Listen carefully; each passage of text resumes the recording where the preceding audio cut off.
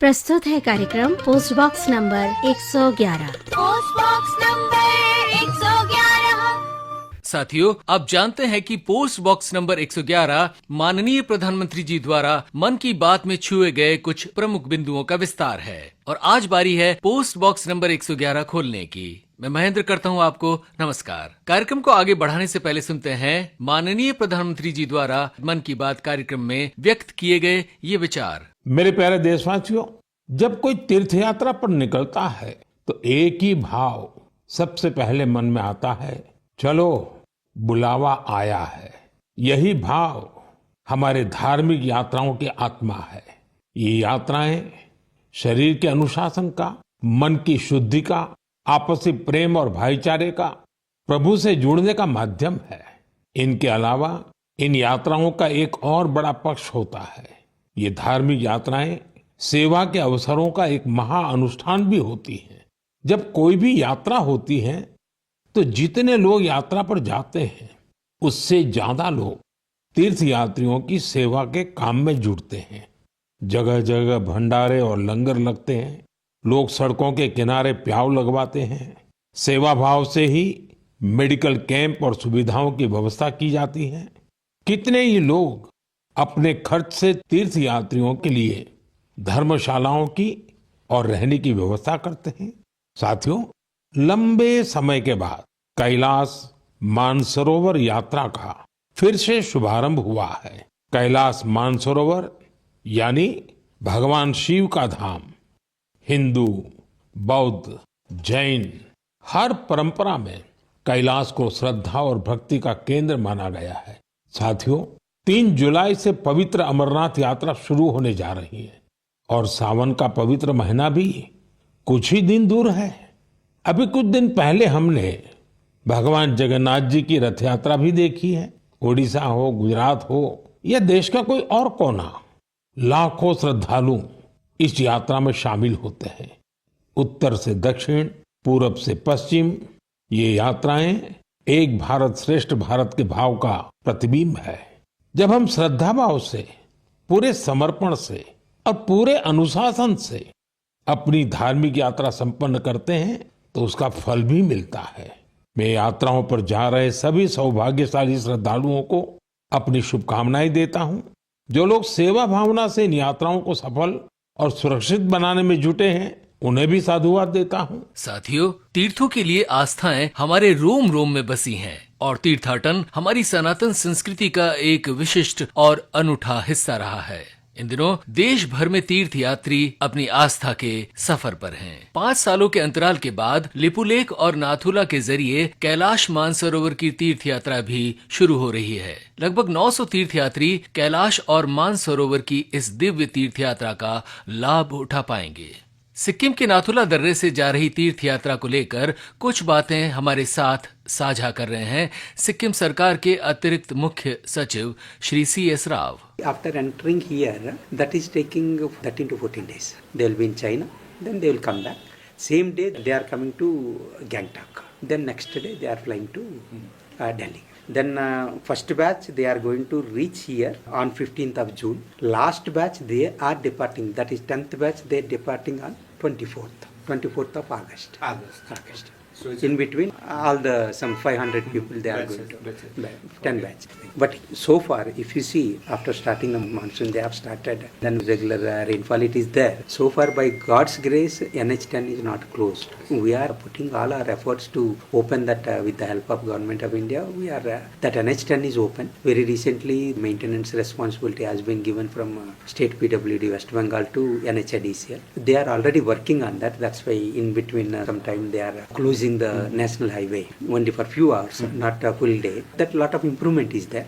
Definitely after completing these minor work there will not be any problem for connectivity. My suggestion to all the yatris, please try to carry the required woolen clothes. That is one thing. Then regular medicines you please try to carry. That may not be available with us. Thermal medicines, everything that will be available with us. We will take good care of your health and all this. There will not be any problem. 100% wholehearted support will be there to complete your yatra. Our officers and staff, they are always with you. They are very good in hospitality. Please do come. Then try to enjoy our hospitality. Have a nice trip to Kailash Manasarovar Yatra. Maharashtra. आप थे सिक्किम सरकार के अतिरिक्त मुख्य सचिव Shri CS Rao. Kailash Mansarovar और तीर्थ यात्राओं से जुड़ी कुछ और बातें करने के लिए हमारे साथ मौजूद हैं तीर्थों और आध्यात्म से जुड़े मुनेश सिन्हा जी। मुनेश जी, आपका स्वागत करते हैं। आप आध्यात्मिक यात्रा और उसके साथ इस संसार के जो तीर्थ हैं उनकी यात्राओं में बहुत सालों से संलग्न है। बताएं कि हमारे यहाँ पर यात्राओं और खास तौर पर तीर्थ यात्राओं का इतना क्यों महत्व है? हमारे यहाँ यात्राओं का और तीर्थों का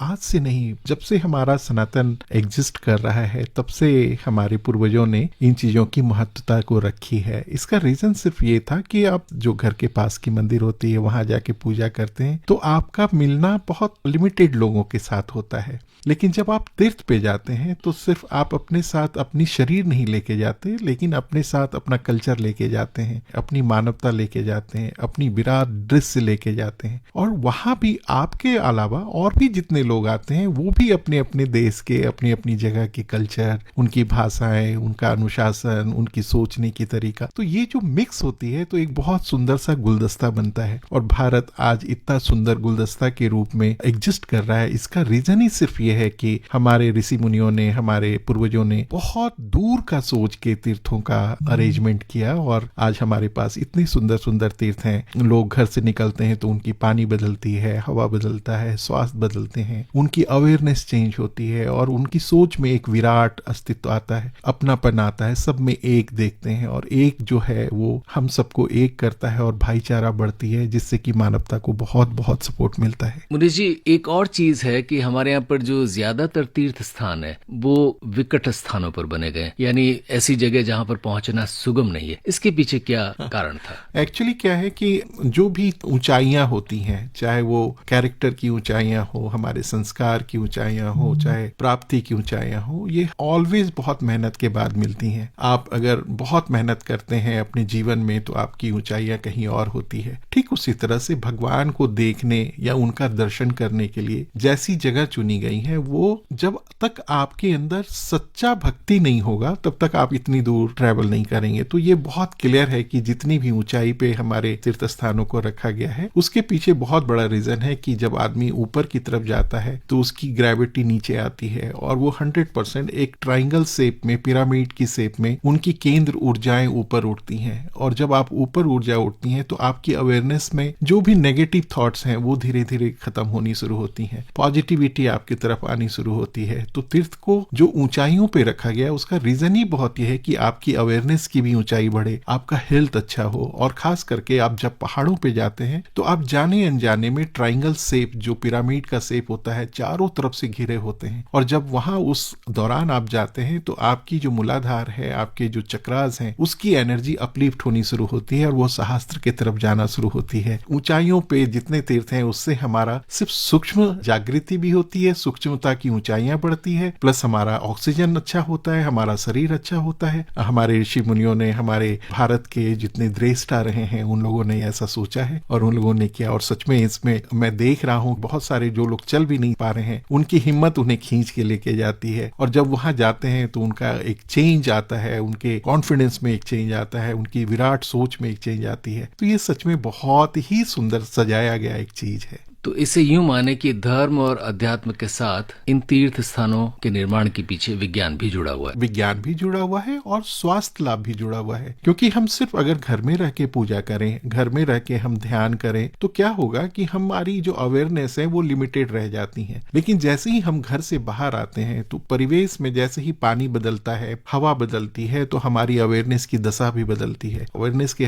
दशा बदलने के साथ हमारी अवेयरनेस लिफ्ट होती है और वो जो लिफ्टिंग होती है वो हमें एकाग्र करती हैं, हमें अनुशासित करती हैं और खास करके अद्वैत की फीलिंग लेके आती है। हमें भक्ति भी सिखाती है जहाँ पे भक्ति योग है और ज्ञान भी आता है जहाँ पे हमारा ज्ञान योग है। तो दोनों चीज का मिश्रण होता है। मुनीष जी, तीर्थ यात्राएं परंपरागत रूप से मुश्किल स्थानों पर थीं, लेकिन अब जब विज्ञान आ गया है और यातायात सुगम हो गया है, जैसे किसी जमाने में आपके गांव से कोई बद्रीनाथ जा रहा है तो वो 2 महीने, 4 महीने, 6 महीने में पहुंचते थे और प्रकृति के सानिध्य में ये कठिन यात्रा करते थे। अब आप हेलीकॉप्टर के जरिए या बस के जरिए या किसी दूसरे साधन के जरिए ठीक वहां पहुंचते, आनन फानन में वहीं खाकर कुछ कचरा फेंकते और फिर वापस आ जाते हैं। तो तीर्थ यात्राओं का जो ये आधुनिक स्वरूप हो गया है जिसमें वैज्ञानिक सुविधाएं शामिल हैं, ये क्या सही है? और सही नहीं तो क्या इसे बंद किया जाना चाहिए? इसमें सबसे बड़ी बात है कि भक्ति अपने आत्मा से है कि नहीं, हमारा सच में कनेक्शन है कि नहीं। अगर हम सिर्फ पिकनिक के लेवल पे करते हैं तो इसे बंद कर दिया जाना चाहिए। अगर इसे हम आध्यात्मिक सोच के साथ करते हैं, आध्यात्मिक प्राप्ति के साथ करते हैं, तो समय की बचत होती है। और अगर जो लोग ऐसे लाचार हैं, जो चल नहीं पाते, जा नहीं पाते, अगर विज्ञान की सहायता से अगर उन्हें दर्शन का मौका मिलता है तो ये अच्छी बात है। लेकिन दर्शन के पीछे समझ का होना बहुत ज्यादा जरूरी है कि वो किस समझ से जा रहे हैं, किस अवेयरनेस से जा रहे हैं। दर्शन सच्चा है, पवित्र है, बिल्कुल निष्पक्ष है, तो जरूर विज्ञान तो हमें बहुत सहायता करती है। लेकिन अगर हमें सिर्फ पिकनिक के चलते जाना है, सिर्फ हमें दर्शन और समाज को बताना है कि मैं तीर्थ गया था, सेल्फी खिंचवानी है और लोगों को ये दिखाना कि हमारे पास पैसे हैं, मैं हेलीकॉप्टर से गया था, तो शायद मेरे ख्याल से ऐसी सोच रख के दर्शन होती भी नहीं है और वो दर्शन सिर्फ एक पिकनिक बन के रह जाती है, जो अंतर यात्रा शुरुआत नहीं होती।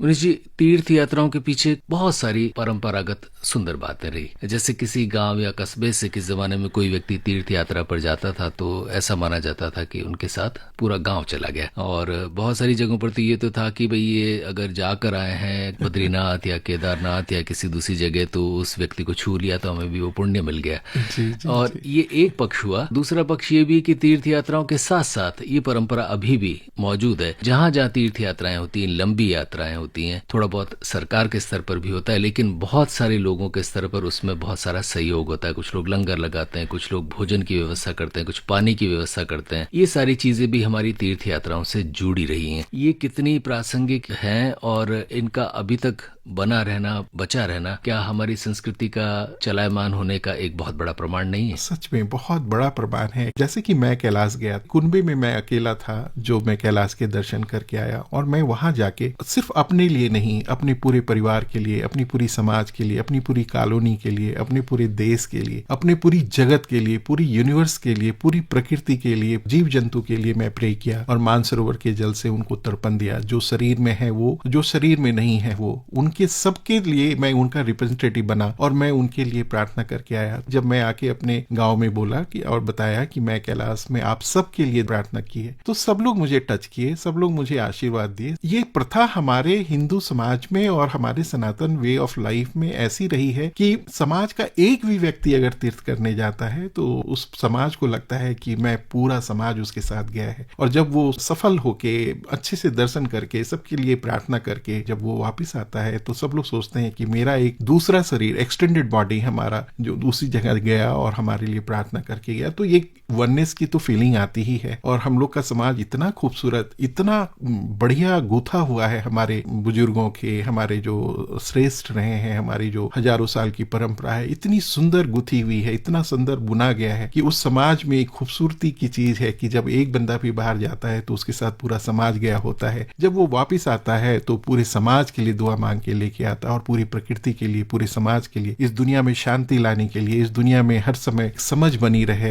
आज देख रहे हैं कि दुनिया में कितनी वार चल रही है, इतना विघटन हो रही है, लेकिन हमारे सनातन में एक बहुत अच्छी चीज है कि हम हर वक्त प्रेम मानते हैं। दूसरी बात, जहां तक लंगर की बात आपने कही और खास करके लोगों की सेवा के भाव की कही, ये अद्वितीय है। ये भारत छोड़ के और शायद किसी धरती के किसी भी जगह में मुझे देखने को बहुत कम मिला है। अब वो धीरे धीरे हमारे भारत से सीख रहे हैं, हमारे सनातन वे ऑफ लाइफ से वो देने का भाव, जिसे जॉय ऑफ गिविंग कहते हैं, वो सीख रहे हैं। और खास करके हमारे सनातन वे में जॉय ऑफ गिविंग का एक बहुत बड़ा महत्व है, जिसे हम दान कहते हैं, जिसे हम भक्ति कहते हैं, जिसे हम देने की खुशी कहते हैं। जब आप किसी को कुछ देते हैं तो सिर्फ देते ही नहीं है, आप ब्रह्मांड के अलाइनमेंट के साथ जुड़ जाते हैं, क्योंकि ब्रह्मांड हर वक्त कुछ ना कुछ दे रही होती है और हम लोग हर समय ले रहे होते हैं। हम लोग हर समय एक रिसीविंग मोड में होते हैं और ब्रह्मांड हर समय जॉय ऑफ गिविंग को एंजॉय कर रही होती है। जब हम इस शरीर से जब किसी को कुछ दे रहे होते हैं, देने का भाव जब हमारे पास आता है, तो ये शरीर उतनी बड़ी अलाइनमेंट की, उतनी बड़ी रिदम की, उतनी बड़ी सिम्फनी की, उतनी बड़ी ऑर्केस्ट्रेट फॉर्म की एक पार्ट बन जाती है और आप यूनिवर्स श्रृंखला का हिस्सा बनते हैं। हम उस अनंत के, उस यूनिवर्स के जॉय ऑफ गिविंग की श्रृंखला का हिस्सा बनते हैं और फिर इस शरीर से उस अनंत को, उसके नेचर को जिया जाता है और उस अनंत को ये लगता है कि देखो ये मेरा शरीर मेरे स्वभाव को जी रहा है। तो ये हमारे सनातन वे का वे ऑफ लाइफ है, हम लोग की जो वे ऑफ थिंकिंग है, way of Joy of giving की जो प्रथा है हमारे देश की, ये हमें सच में अनूठा बनाता है। हमारे साथ हैं भीतरी और बाहरी यात्रा में संलग्न मुनेश सिन्हा जी। मुनेश जी, थोड़ा सा हवाला अब लेते हैं कैलाश और मानसरोवर का। और जहाँ तक परंपरागत धर्मों की बात करें तो जो भारत में धर्म जन्मे, खासतौर पर जिसे हिंदू धर्म कहें, बौद्ध धर्म कहें, जैन धर्म कहें, इन तमाम धर्मों का कोई न कोई तार जो है वो कैलाश और मानसरोवर से जुड़ता है। और मानसरोवर को लेकर कि भाई वहाँ हंस मोती चुगते हैं, इस तरह के किस्से कहानियां अभी भी सुनाई देते हैं हर अंचल में। और कैलाश को लेकर ये भी कहा जाता है कि ये एक तरह का मैग्नेट है और इस धरती का केंद्र है और खासतौर पर भोले बाबा का जो है वो स्थान रहा है। तो थोड़ा सा ये बताएं कि ये जो माइथोलॉजी किस्से हैं, इनके पीछे क्या कोई विज्ञान है या ये सिर्फ किस्से कहानियां हैं?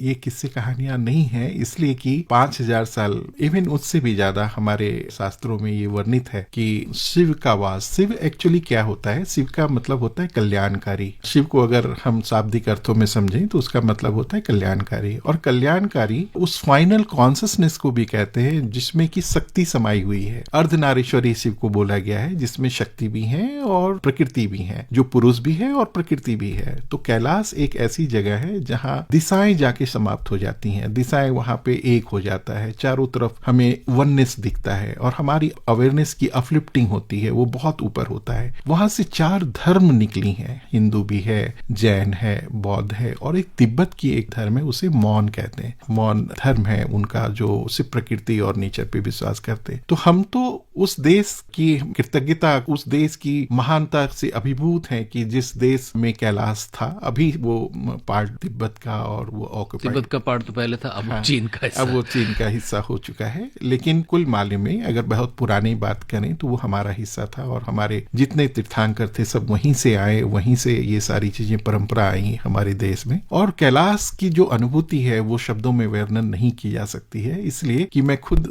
साक्षी बना हूँ। मैं वहां जाके निशब्द था। हमारी जो अवेयरनेस की स्टेज थी, जो हमारी मौन की जो अनंतता थी, जिसे सच्चिदानंद कहते हैं, वो सच में आनंद को हम उस मौन अस्तित्व में हम अनुभव कर रहे थे। और जो अनंत है वही शिव है, जो आदि है वही शिव है, जिसका न जन्म होता है न मृत्यु होती है, जिसको न मारा जा सकता है। तो वो एक कॉन्शसनेस जिसे कहते हैं व्यक्त होता हुआ एक आकार, अव्यक्त जो व्यक्त हो रहा है उस आकार में, इसीलिए वहां शिवोहम का वास कहा जाता है। और शिव जो है वही फाइनल कॉन्शसनेस है जो अपने रूप में, अपने एक्सटेंडेड बॉडी में इस पूरी प्रकृति में दिखते हैं। कैलाश में जाके ये बिल्कुल आप अपने आत्मा से, अपनी दिल से अनुभूति में प्राप्त करते हैं। कैलाश को ही विशेष रूप से चुना क्यों गया? जैसे कि शरीर का 7 चक्र होते हैं, ठीक उसी तरह हमारी पृथ्वी की 7 चक्रास हैं। और 7 चक्रास की जो सबसे ऊपर की चक्रा होती हैं उसे कहते हैं सहस्त्र चक्र। सहस्त्र चक्र मतलब जहां पे हजारों कमल के फूल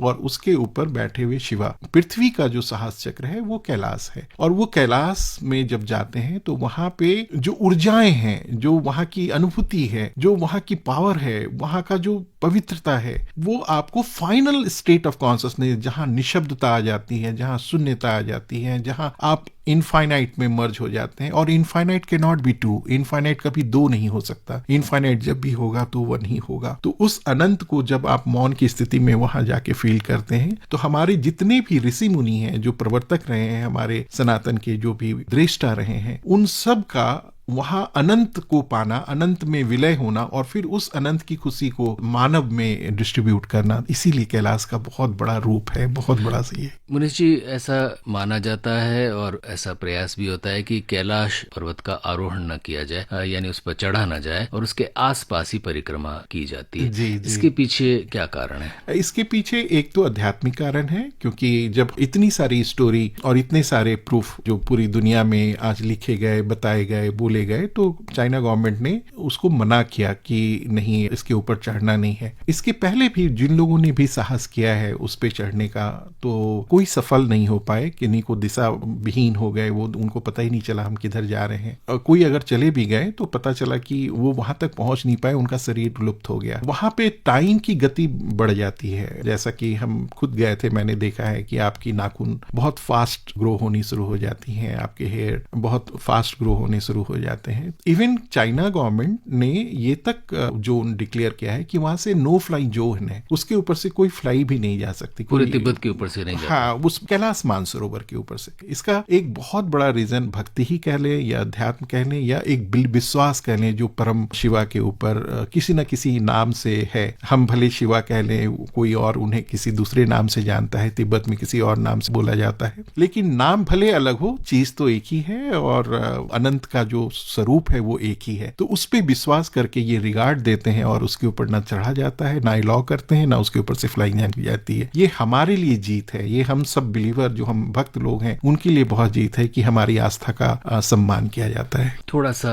मानसरोवर का भी हवाला लेते हैं। मानसरोवर में क्या दृश्य होते हैं और क्या सच में वहाँ हंस मोती चुगते हुए मिलते हैं? हाँ, सच में ये बात भले स्टोरी किताब की लगे, लेकिन मैंने अपनी आंखों से देखा है। मानसरोवर में जब मैं था और 2 दिन की हमारी स्टे थी और मैंने वहां देखा कि हंस उस मानसरोवर में थे। और ये बहुत आश्चर्य की बात है कि अगर 60 लोगों की ग्रुप जैसे विदेश मंत्रालय अरेंज करती हैं इस टूर को, विदेश मंत्रालय के टूर में 60 लोग जाते हैं, तो 60 लोगों को वो हंस नहीं दिखती हैं। उनमें से कुछ ही लोग ऐसे ब्लेस्ड होते हैं जिनको वो दर्शन होता है और मैं बहुत भाग्यशाली अपने आप को मानता हूं कि उस हंस की दर्शन हुई। हमारे साथ 1-2 और लोगों को हंस दर्शन होती है और वो उसे क्षीर सागर भी बोला जाता है और उसे कहा जाता है कि विष्णु जी हमारे वहां रहते हैं और कल्पतरु जिसे कहते हैं वो हमारे मानसरोवर के भी बीच में है। और इतनी ब्लू वाटर है, जो जल है वो इतना ज्यादा निर्मल और सुंदर है कि आप सिर्फ एक बार देख के ही आपको जैसे कई जन्मों के हमारे पाप धुल गए, कई जन्मों से हमारी जो कलेक्टेड मेमोरी थी, हमारी इमेजिनेशन थे, वो सारी डिलीट हो जाती हैं। आप बिल्कुल प्योरेस्ट फॉर्म में एग्जिस्ट करना शुरू कर देते हो। मानसरोवर की एक और भी खूबसूरत बातें जो बहुत कम लोग जानते हैं कि वहां 11:30-12 बजे रात के बाद से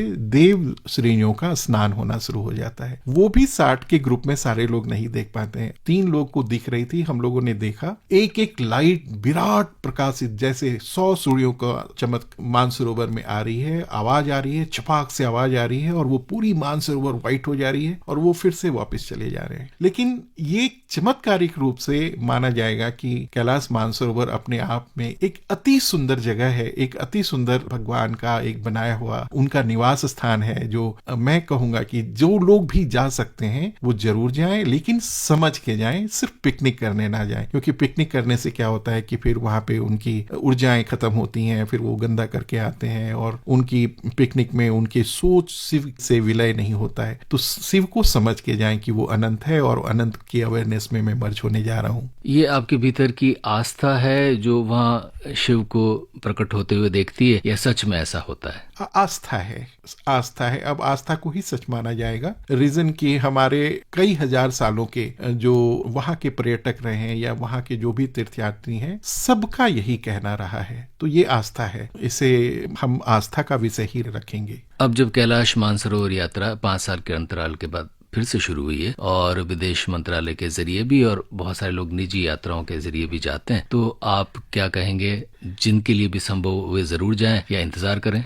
जरूर जाएं। अगर वो सक्षम हैं, अगर स्वस्थ हैं और वो जा सकते हैं, तो वहां जाने से पहले शिव को समझें कि शिव है क्या। जब समझ जाएं तो जरूर जाएं। मैं उन लोगों को मना करूंगा जो लोग सिर्फ और सिर्फ पिकनिक के लिए जाते हैं, और पिकनिक के लिए शायद न जाएं तो अच्छा है, लेकिन तीर्थ के भाव से जाएं तो जरूर जाएं। पर यहाँ ये इतनी दुर्गम यात्रा है कि शायद पिकनिक के लिए जाने वाले इतनी हिम्मत ना करेंगे। हाँ, लेकिन मैंने देखा हमारे ग्रुप के साथ और भी बहुत सारे ग्रुप ऐसी आई थी जिनका मुद्दा सिर्फ दृश्य से था, दर्शन से नहीं था। और दृश्य देख करना और सच में दर्शन करना, दोनों में बहुत फर्क है। और वो फर्क तब क्लियर हो जाती है कि हम जाने से पहले समझे कि हम कहाँ जा रहे हैं, उसकी पूरी हिस्ट्री पढ़ें और शिव को दोनों रूप से समझे, भक्त रूप में भी समझे और ज्ञान रूप में भी समझे। कहते ना, शिव से बड़ा कोई वैष्णव नहीं है और कृष्ण से बड़ा कोई शैव नहीं है। तो ये दोनों को समझ के जब हम जाएं तो हमें बहुत आनंद आएगा, बहुत अच्छा लगेगा। वहां की जो एनर्जी है, वहां का जो सुंदरता है, उसको हम तभी बना पाएंगे जब हम उसके प्रति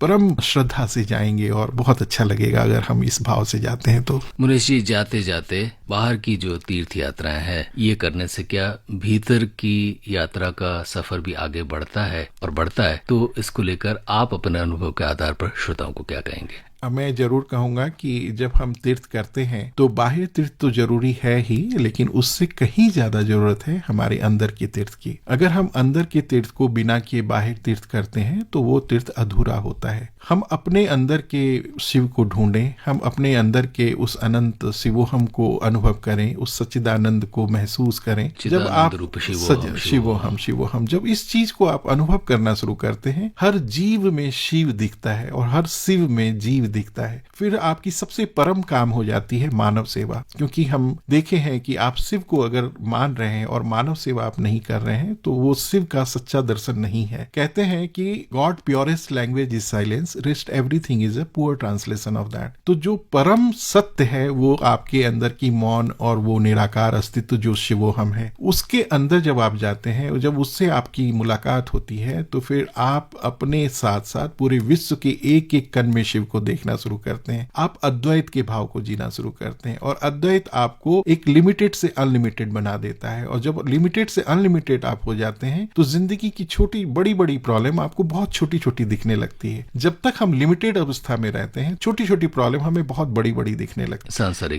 सांसारिक समस्या दिखने लगती है। इसीलिए मैं तो बहुत ही विश्वास के साथ और निवेदन करके अपने श्रोता को जरूर ये कहना चाहूंगा कि अपने अंतर यात्रा के बिना बाह्य यात्रा अधूरी है। इसीलिए अपनी अंतर यात्रा में बसे उस भगवान के सारे स्वरूप का दर्शन किया जा सकता है। घर बैठे आप जहां बैठे हैं वहां से दर्शन की जा सकती है। रही बात जहां तक आपको तीर्थ में जाने की इच्छा है तो आप जरूर जाएं। इससे हमारा पूरा विश्व एक होता है, कल्चर हमारी एक दूसरे से मैच होती है। और हमारे शंकराचार्य ने तो तीर्थ की स्पॉट बनाई, 4 धाम बनाया है और कैलाश मानसरोवर का उन्होंने भी तीर्थ किया था। ये किया ही सिर्फ इसलिए था कि हम जो भटके हुए थे हम सब मिलके एक हों, हमारी जो व्यू है, हमारे जो तीर्थ का स्वरूप है वो एक होता चला जाए और हम सब मिलके एक भारत और एक स्वरूप में जिए। दोनों यात्राओं के बारे में इतने विस्तार से बताने के लिए मुनेश सिन्हा जी आपका हृदय से आभार। 3 जुलाई से अमरनाथ जी की यात्रा भी शुरू हुई है जो 9 अगस्त तक चलेगी। जम्मू कश्मीर पुलिस के आईजी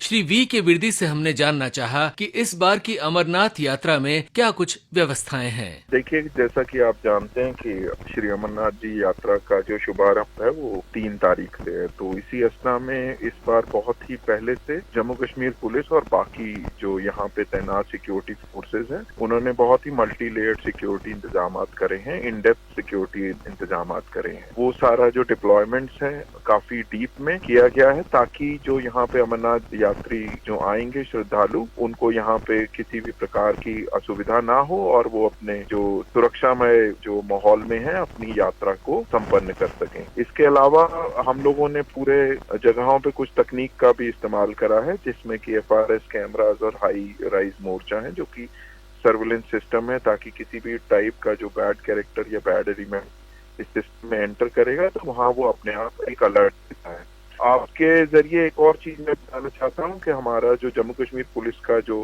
ट्रैफिक महकमा है उसने एक ट्रैफिक एडवाइजरी भी इशू करी गई है जो कि कट ऑफ टाइमिंग से रिलेटेड है। तो मेरा सबसे ये गुजारिश भी रहेगी जो भी इस दौरान जब भले वो यात्री हों या फिर टूरिस्ट इस समय आने वाले कि वो कट ऑफ टाइमिंग को जरूर देख लें ताकि वो उसी टाइमिंग के दरमियान अपनी जो यहाँ पे जो है ट्रैवल मूवमेंट कर सकें और अपने उनको किसी भी प्रकार की असुविधा ना हो। श्री अमरनाथ जी यात्रा के बारे में कुछ जानकारी दे रहे थे जम्मू और कश्मीर पुलिस के आईजी श्री वी के विर्दी। आप भी अगर अमरनाथ जी की यात्रा करने का मानस बना रहे हैं तो अवश्य निकल पड़े। हमारे यहाँ तीर्थाटन की पुरानी और सनातन परंपराएं रही हैं। आदि गुरु शंकराचार्य द्वारा स्थापित देश के 4 कोनों में 4 विशिष्ट धाम हैं जिनमें से एक है पूर्व में स्थित जगन्नाथपुरी धाम।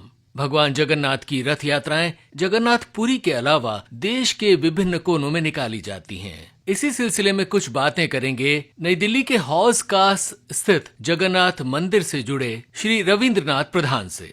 रविंद्र जी, आपका स्वागत करते हैं। जब प्रभु जगन्नाथ जी का जिक्र आता है तो ये मंदिर या जगन्नाथ जी की प्रतिमा और उसकी सेवा सिर्फ उड़ीसा तक ही सीमित नहीं रहती, पूरे देश में यूं कहे पूरी दुनिया में पहुंच जाती है, इसका क्या कारण है? विशेष यह है कि जगन्नाथ जी उड़ीसा में जन्म लिया और वो जगन्नाथ जी का देश है, लेकिन जगन्नाथ जी जो है जगत का नाथ है, तो उनके लिए सारा संसार उनका है। पहले प्रचार नहीं हो पाया, शास्त्र में पढ़ते थे कि एक धाम है, 4 धाम में से एक धाम जगन्नाथपुरी है। और आज जगन्नाथ का मंदिर, हम दिल्ली में हैं, दिल्ली में करीब 14 मंदिर हो चुके हैं और ये पहला मंदिर जो कि हौस खास में 1960 में शुरू हुआ था और उसमें जगन्नाथ जी भी 66 में आ गए थे। और जो भी मंदिर प्रतिष्ठा होता है, पुरी का राजा वहाँ पे विराजमान है, जो जगन्नाथ जी का झाड़ू लगाते हैं पुरी में वही लगाते हैं। जहाँ जहाँ मंदिर देश में बनता है वो पुरी का राजा से संज्ञान लेना पड़ता है। जब प्रतिष्ठा हो जाता है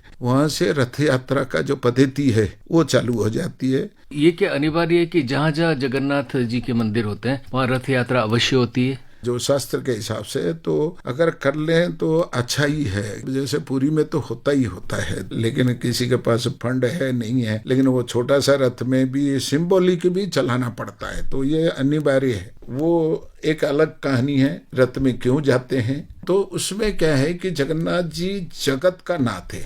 जैसे हमारे यहाँ था मंदिर के अंदर जो बाकी लोग नहीं जा सकते, तो उसके बाद जगन्नाथ जी ने छल रचा है कि भाई संसार तो मेरा है, मेरे को कैसे दर्शन देने हैं। मौसी के यहाँ जाए। मौसी थी या बुआ? कई शास्त्र में तो बुआ भी कहते हैं, कई में मौसी भी कहते हैं। तभी रथ में उन्होंने छल रच के बोले कि मैं जाके मौसी के यहाँ जाऊंगा तो सबको दर्शन दे सकता हूँ। तो उसमें कोई जात पात कोई कुछ नहीं है, इसलिए मौसी के यहाँ गए। अब मौसी के यहाँ फिर 9 दिन रुकने के बाद वापस आते हैं, तब सब लोग रथ पे जाके दर्शन करते हैं। बहुत सारे मंदिर है, बहुत सारे देवी देवताओं की प्रतिमाएं, उनकी पूजा होती है, लेकिन जगन्नाथ जी के साथ एक जो सुंदर और अलग बात यह है कि जहाँ जहाँ इनके मंदिर बने हैं देश में, वहाँ भी और जहाँ मंदिर नहीं भी होंगे वहाँ भी एक आम आदमी, गरीब आदमी, किसी भी तबके का आदमी रथ यात्रा में जरूर शामिल होता है। और वो देश में आजकल लगभग सब हिस्सों में ये रथ यात्राएं निकाली जाती हैं और जगन्नाथ जी के मंदिरों की बहुत जगह स्थापना हुई।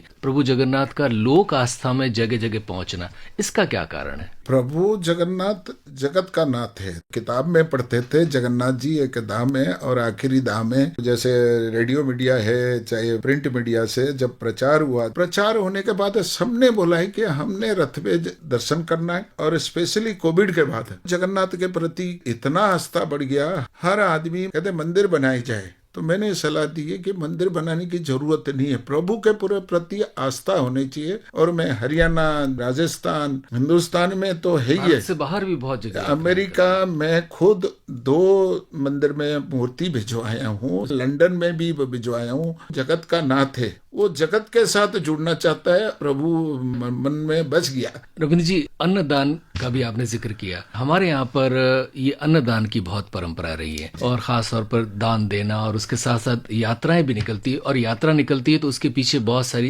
प्रबंध भी होते हैं, यानी वहाँ जो लोग आ रहे हैं उनके खाने का प्रबंध होगा, पीने का प्रबंध होगा। बहुत सारे लोग अपनी तरफ से खुद पैसा लगाकर यात्राओं में और अन्नदान में सहयोग करते हैं। ये परंपरा कितनी महत्वपूर्ण है और ये जगन्नाथ जी से कितनी ज्यादा जुड़ी हुई है? तो हर आदमी जो प्रभु के साथ जुड़ता है, हर आदमी कोशिश करता है कि महाप्रसाद हमें मिले, हमें एक चाहे एक निवाला है, तो हर आदमी पाने की कोशिश करता है। पहले तो उड़ीसा का आदमी जुड़ता था, अभी पिछले 15 साल से अभी मैं बोलता हूँ प्रधान जी हम क्या कर सकते हैं। मैंने कहा देखो जी यहाँ पे अन्नदान, कोई अन्नदान करो और जो भी आए हमें लाइन लग के जो वो मिल रहा है ना, वो महाप्रसाद मिल रहा है वही चाहिए, वही हम, कोई बात नहीं है, हमें उसमें पुण्य मिलेगा। और नॉर्थ इंडिया क्या साउथ इंडिया चाहे कोई भी है, बहुत जुड़ रहे हैं। असली जो कारण है आप लोग है, जो मीडिया है, तो ये चीज है। रविंद्र जी, थोड़ा सा जाते जाते जिक्र करेंगे तीर्थ का। हमारे धर्म में या यूं कहें परंपराओं में तीर्थ का बहुत महत्व रहा। हर व्यक्ति को ये रहता है कि मैं कोई न कोई तीर्थ यात्रा करूं। और किसी जमाने में शंकराचार्य ने तो देखिए 4 धाम भी बनाए और उसके बाद खुद वो स्वयं तीर्थ यात्राएं करते थे। हमारे यहाँ भी चाहे वो कठिन जगह भी हो, अब विज्ञान की वजह से वो सुगम हो गई, अलग बात है, लेकिन हर व्यक्ति का एक सपना होता है कि भाई मैं 4 धाम भी करूं और चारों जो तीर्थ है वो भी करूं, तो ये तीर्थ यात्राओं का हमारे यहाँ पर इतना महत्व क्यों है? जब मनुष्य जन्म लेता है तो उसको जय श्री राम, जय जगन्नाथ, जय श्री कृष्ण, तो जय माता दी, ये परंपरा आता ही है। तो जो बच्चे जिस हिसाब से, जैसे अगर कहीं माता का मंदिर है तो जय माता दी, तो बच्चे को कहलाया जाता है। तो इसमें जब आदमी धरती पे आता है तो ये कर्म, चाहे वो किसी भी धर्म में हो, तो हिंदू धर्म में ज्यादा ही है, ऐसे सब धर्म में है, हमारा महत्व है। और ये जब अगर कर्म तो करता ही है, कोई अच्छे कर्म करता है, कोई बुरे कर्म करता है, लेकिन आज में बुरे कर्म करने के बाद मुक्ति भी पाना भी चाहिए। वो कहता है कि उसको संज्ञान आता है कि भाई मैंने बहुत गलत किया है, मेरे को कैसे वो करना है, जिंदगी में मैंने योग करना, लास्ट में प्रभु के पास जवाब देना है, वो अदालत है। तो वो इसलिए उसका महत्व इसलिए है कि हर आदमी इसी जरिए में वो ये तीर्थ करे। 4 धाम जाने के बाद, जैसे शंकराचार्य जी ने, वो ज्ञानी व्यक्ति हैं और कई साधु संत है, कई वो हैं, तो ये लोग मतलब माइनस डिग्री में जाके वो तपस्या करते हैं, तो उनका कुछ ना कुछ उसी बेस में पूरा वर्ल्ड चलता है, प्रभु चला रहे हैं। अभी देखो जी, जो भी है, कोई भी संज्ञान में आता है तो वही चला रहे हैं, चाहे मैं हूँ, चाहे आप हैं, सब है धरती पे। तो सब ने क्या करना है कि भाई कभी आदमी चिंतित होता है, फिर वो प्रभु के मंदिर में जाता है कि कहीं बुजुर्ग लोग है, वो ज्ञान देते, बेटा तूने, पापा मैंने ये कर दिया, या भैया ये कर दिया, तो बोलते हैं कि भाई कुछ ना कुछ तुझे करना पड़ेगा, ये करना पड़ेगा। तो प्रभु के शरण में जाएगा तभी कुछ हो पाएगा। तो इसलिए वो क्या करते हैं, तो फिर हमारे जो शंकराचार्य जी ने जो आज सदियों से ये तत्व करा, ये भूल नहीं है, आदमी को जाके पुण्य कमाना है। अगर वही माना गया है कि 4 धाम में अगर चला गया तो उसकी पुण्य हो गई, मतलब तो 4 धाम जाने से सबसे जो सहज है, 1000 मंदिर घूमने से अच्छा है। और आदमी एक ही मंदिर में जाके भी पुण्य कमा सकता है, लेकिन आस्था होना चाहिए। तो घर में बैठ के भी अपने प्रभु के पास बैठ के 4 धाम को स्मरण कर सकता है, लेकिन वो कर नहीं सकता है प्रभु के। तो उसमें क्या होना है कि संसार पड़ा है, घर में संसार पड़ा है। किसी ने बोला कि अरे मेरा तो ये फीस भरनी है स्कूल की, किसी ने बोला ये है ना, कभी वो खाना नहीं है, वो नहीं है। तो एक आदमी जब तीर्थ पे जाता है वहां से सबसे परे, और वही जो 4-5 लोगों को क्या करना है, कितने किलोमीटर चलना है, कितने वो करना है, बस वहीं पे ध्यान रहता है प्रभु के साथ, तो तभी प्रभु माफ करता है। इसका मेरे हिसाब से ये तो पालन करना चाहिए और आगे चल के चलता जाना चाहिए, ये उसके बगैर मुक्ति नहीं है। यानी तीर्थ यात्राएं चलती रहनी चाहिए। रविंद्रनाथ प्रधान जी, श्री नीलांचल सेवा संघ दिल्ली, आप आए और इतनी बातें हमारे श्रोताओं से साझा की, आपका हृदय से आभार। साथियों, तीर्थ सिर्फ धार्मिक आस्था से ही नहीं जुड़े हैं, बल्कि ये प्रकृति और उससे परे स्थित परमात्मा तक पहुंचने की यात्रा के सुंदर प्रतीक भी हैं। मन की बात के प्रसारण वाले रविवार को छोड़कर बचे हुए सभी रविवारों को हम लेकर आते हैं आपके लिए पोस्ट बॉक्स नंबर 111, जिसमें हम करते हैं माननीय प्रधानमंत्री जी द्वारा मन की बात में प्रकट किए गए कुछ प्रमुख बिंदुओं का विस्तार। मन से मन की बात के साथ जुड़कर आगे बढ़ते हैं तो देश आगे बढ़ता है।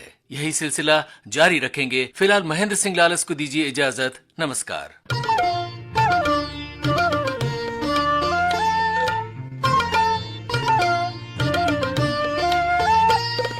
अभी आप सुन रहे थे कार्यक्रम post box number 111। Post box number 111। इस कार्यक्रम के प्रस्तुतकर्ता थे महेंद्र सिंह लालस।